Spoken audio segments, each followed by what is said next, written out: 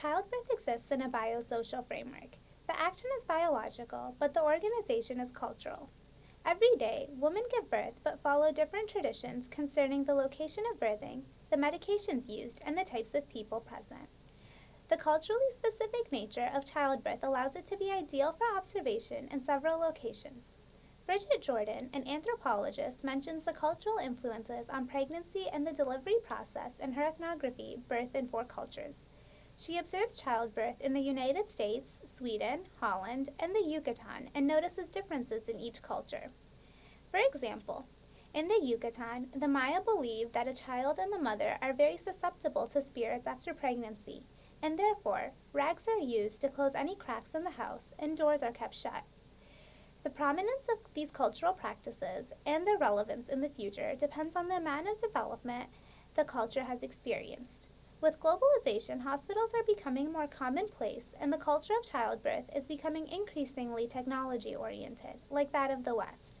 Through interviews with mothers and healthcare professionals, I hope to illuminate the traditions surrounding pregnancy, delivery, and postpartum care that have remained and the ones that have been replaced in the northeastern region of Thailand for my anthropology thesis. Out of all the regions in Thailand, the northeast is known for its poverty and abundance of farming. The region is mostly rural, and I came into my research with this region thinking that most of the cultural traditions surrounding birthing would still be preserved. Throughout my fieldwork, I found that about 30 years ago, mothers would give birth at home supported by a midwife. Mothers would use a piece of cloth tied to the roof of their house for support, while the midwife would encourage them. After birth, placentas would be salted and buried under the house. The infant would be placed in a weave basket for a couple of days, and books would be placed near the infant, which was thought to make the infant grow to become knowledgeable. After birth, the mother would observe a period of seclusion, which could last from a couple of days to a couple of weeks. The mother would spend time next to a fire while drinking herbal drinks. This was thought to help the mother cleanse the toxins built up during pregnancy, help her regain her energy, and promote lactation. Throughout the years, childbirth at home has slowly faded away, along with the traditions that accompany it.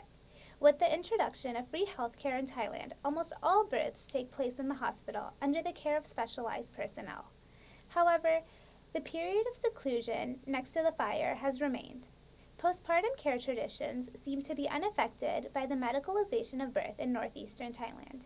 Throughout my thesis, I hope to bring to light all of the traditions that I observed, as well as investigate why traditional postpartum care methods have continued to thrive, whereas birthing methods have not.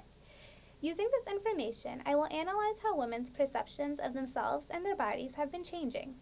I will then relate these findings to the broader context of Thai society, as well as the implications they have in an increasingly developing world.